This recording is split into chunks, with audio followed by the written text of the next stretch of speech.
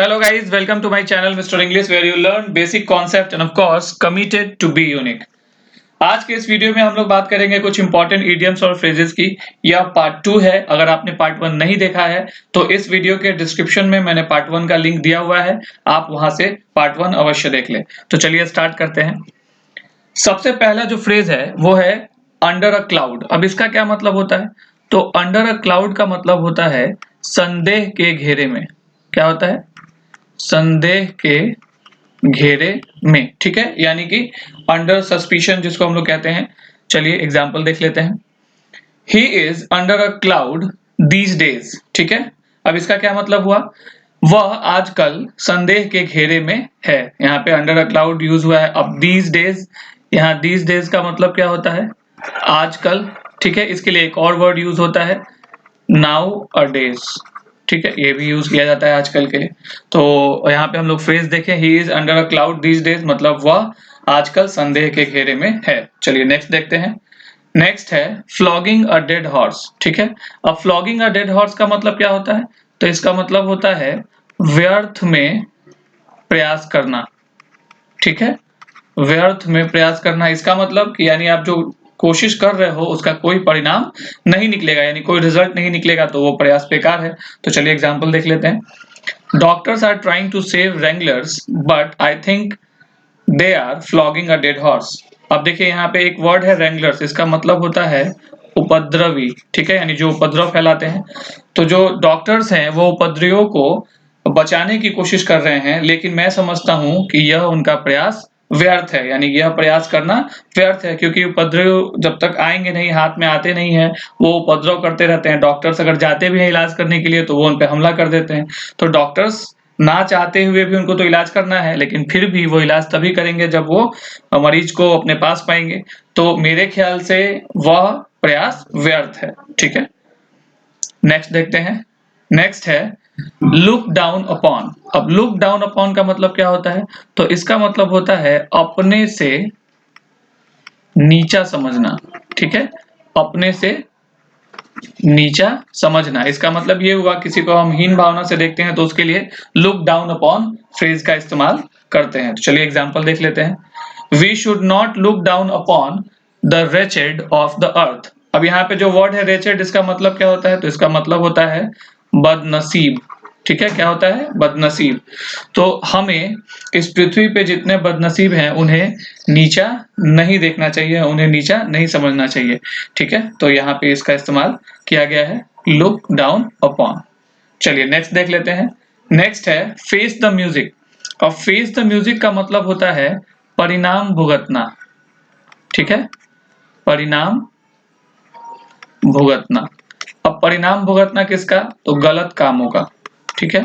अगर आप कोई काम गलत करते हैं और उसके लिए आप परिणाम भुगतते हैं तो उसके लिए फेस द म्यूजिक फ्रेज का इस्तेमाल किया जाता है। एग्जाम्पल देख लेते हैं हम लोग।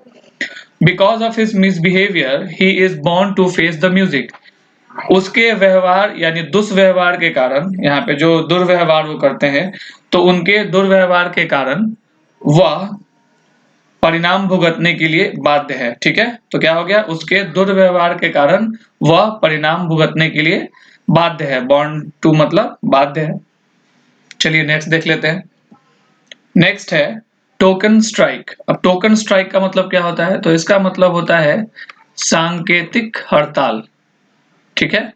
सांकेतिक हड़ताल का मतलब असहमति जताने के लिए, अगर आप किसी से असहमत हैं तो उसके लिए हम लोग सांकेतिक हड़ताल यानी टोकन स्ट्राइक का इस्तेमाल करते हैं। जैसे कंपनी में कोई चीज अगर तनख्वाह बढ़ाने के लिए या कोई सुविधा बढ़ाने के लिए जो हड़ताल होता है उसको सांकेतिक हड़ताल कहते हैं। चलिए नेक्स्ट देखते हैं। नेक्स्ट ये एग्जांपल है, इसको हम लोग पहले देख ले। The working of the factory was disturbed on account of token strike by the workers. अब देखिए यहाँ पे क्या कह रहा है कि वर्कर्स के सांकेतिक हड़ताल के कारण फैक्ट्री का जो काम था वो बाधित था, ठीक है। डिस्टर्बटेड मतलब बाधित, ठीक है, यानी कि सांकेतिक हड़ताल के कारण फैक्ट्री का जो काम था वो बाधित था। तो ये वर्कर्स ने हड़ताल किया था, हो सकता है उनका कोई डिमांड हो, तो इसके लिए इसको सांकेतिक हड़ताल करना पड़ा, तो उसके लिए टोकन स्ट्राइक फ्रेज का इस्तेमाल किया गया। नेक्स्ट देखते हैं। नेक्स्ट है फॉल फाउल ऑफ, अब इसका क्या मतलब होता है? तो फॉल फाउल ऑफ का मतलब होता है किसी से असहमत होना, ठीक है, या किसी के कारण मुश्किल में होना, ठीक है। तो ये इसका मीनिंग होता है। एग्जाम्पल देख लेते हैं। By opposing his proposal, I fell foul of him, ठीक है, I fell fall of him। तो यहाँ पे देखिए इसका इस्तेमाल किया गया इस फ्रेज का, मतलब उसके प्रस्ताव को विरोध करने के बाद, यानी कि उसके प्रस्ताव को विरोध करके मैंने उससे असहमति जताई या मैं उससे असहमत हो गया, ठीक है। तो इसका मतलब यहाँ पे आई फेल फॉल हिम का मतलब किसी से असहमत होना, यानी उसके प्रस्ताव को विरोध करके या उसके प्रस्ताव का विरोध करके मैं उससे असहमत हो गया, ठीक है। तो यहाँ पे इसके लिए हम लोग फेल फॉल ऑफ का इस्तेमाल करते हैं। चलिए नेक्स्ट देखते हैं। नेक्स्ट है बाय फिट्स एंड स्टार्स। अब इसका क्या मतलब है? तो बाय फिट्स एंड स्टार्स का मतलब होता है कभी कभार, ठीक है, कभी कभार। तो कभी कभार का मतलब क्या होता है? बिरले मतलब शायद ही, कभी कभी, समटाइम्स। तो इसका ये मीनिंग निकलता है। चलिए एग्जांपल देख लेते हैं। Those who work by fits and starts seldom show good results। बिल्कुल सही है। अगर हम कोई काम कंटिन्यू ना करें, कभी कभार करें, तो उसका परिणाम तो बिल्कुल सही नहीं आ सकता है। तो वे जो कभी कभार काम करते हैं उनका रिजल्ट कभी अच्छा नहीं होता या उनसे अच्छे रिजल्ट की उम्मीद नहीं की जा सकती। तो सेल्डम का मतलब क्या होता है? शायद, ठीक है। इसको हम लोग शायद ही, इसको ये भी हम लोग समझ सकते हैं शायद ही। तो सेल्डम का मतलब होता है शायद या बिरले, यानी कि अगर कोई रेगुलर काम नहीं करता है, कोई कभी कभार काम करता है, तो उसके काम से परिणाम का आना संभव नहीं है, ठीक है। नेक्स्ट देख लेते हैं। नेक्स्ट है इनफ रोप। अब इनफ रोप का मतलब क्या होता है? तो इसका मतलब होता है अपने इच्छा अनुसार काम करने की स्वतंत्रता देना, ठीक है। यानी कि कोई अपने आजादी से कुछ काम कर सके, तो उसके लिए जो हम लोग उसको आजादी, जो फ्रीडम मिलती है, उसको इनफ रोप फ्रेज से डिनोट किया जाता है। एग्जांपल देख लेते हैं। A good manager gives enough rope to his employees. ये तो बिल्कुल सही है, लेकिन कभी कभार ये गलत भी हो जाता है। फिलहाल इस एग्जाम्पल पे फोकस करते हैं। यहाँ पे लिखा है a good manager gives enough rope to his employees. एक अच्छा मैनेजर अपने कर्मचारी को, अपने एम्प्लॉय को उनके इच्छा अनुसार काम करने की स्वतंत्रता देता है, ठीक है। तो यहाँ पे है इनफ रोप। चलिए नेक्स्ट देख लेते हैं। नेक्स्ट है एट सी। एट सी का मतलब क्या होता है? तो एट सी का मतलब होता है फंसा हुआ, ठीक है। इसका मतलब होता है दुविधा, दुविधा में होना, ठीक है। यानी कि अगर हम लोग समझे तो कंफ्यूज्ड। तो एट सी मतलब असमंजस की जो स्थिति होती है, उसके लिए हम लोग एट सी फ्रेज का इस्तेमाल करते हैं। एग्जाम्पल देख लेते हैं।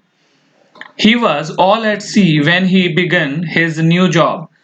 जब उसने अपना नया काम शुरू किया वह दुविधा में था, ठीक है, या वह फंसा हुआ था। तो यानी उसको कुछ समझ में नहीं आ रहा था। नया काम अगर कोई भी शुरू करता है तो स्टार्टिंग में सब कुछ समझ में आ जाए, ऐसा तो नहीं है। तो इसके लिए हम लोग एट सी का इस्तेमाल करते हैं। अब यहाँ एक बात आपको बता देते, कभी कभी ऑल एट सी का भी इस्तेमाल होता है, तो इसको भी फ्रेज माना जाता है, ठीक है। तो ऑल एट सी या एट सी, इसका मतलब होता है कंफ्यूजन। नेक्स्ट देखते हैं। नेक्स्ट है स्वीपिंग स्टेटमेंट, ठीक है। अब स्वीपिंग स्टेटमेंट क्या होता है? तो स्वीपिंग स्टेटमेंट मतलब होता है कि व्यापक टिप्पणी। क्या होता है? व्यापक टिप्पणी। अब आप इसको ऐसे समझिए, किसी खास चीज पर विचार किए बिना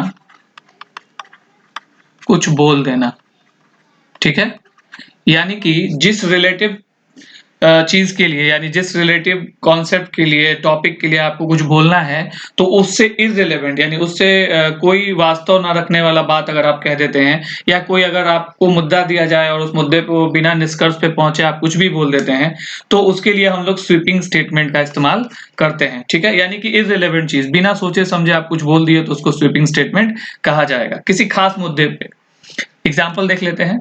the sweeping statement by the boss left the conscientious workers disgusted, यानी कि बॉस का जो व्यापक टिप्पणी था वह कर्मनिष्ठ कर्मचारियों को निराश कर दिया या हताश कर दिया। इसका मतलब यानी जो बॉस को जो स्टेटमेंट बोलना था वो स्टेटमेंट ना बोलकर, ठीक है, वो जो बातें जो कहनी थी वो ना कहकर अगर इधर उधर की बातें या उससे रिलेटेड बातें उन्होंने नहीं की तो वो स्वीपिंग स्टेटमेंट कहलाता है। तो यहाँ पे इसके लिए इस्तेमाल किया गया है स्वीपिंग स्टेटमेंट। ठीक है, तो ये जो है ना, ये सबसे इंपॉर्टेंट बात है कि इस तरह के जो फ्रेजेस हैं वो एग्जाम्स में बहुत पूछे जाते हैं। तो अगर आपका इस सही मीनिंग आपको अगर नहीं पता है तो आप उसका स्टेटमेंट, उसकी हिंदी नहीं निकाल सकते, उससे रिलेटेड वर्ड्स नहीं खोज सकते हैं आप। तो ये सब ऑप्शन में मिलता है, तो आपको ये याद रहना चाहिए। हो सकता है आने वाले एग्जाम में आपको इन्हीं में से कोई फ्रेज आ जाए, तो अगर आपने ये वीडियो देखा है तो उस फ्रेज का आप मीनिंग आसानी से बता सकते हैं। ठीक है, thanks for watching my videos guys. There is a request to you that if you haven't subscribed my channel yet, please do subscribe because it take a lot of effort, and if you subscribe it, if you like my videos, so it will fill enthusiasm in me so that I can make more videos in future, right?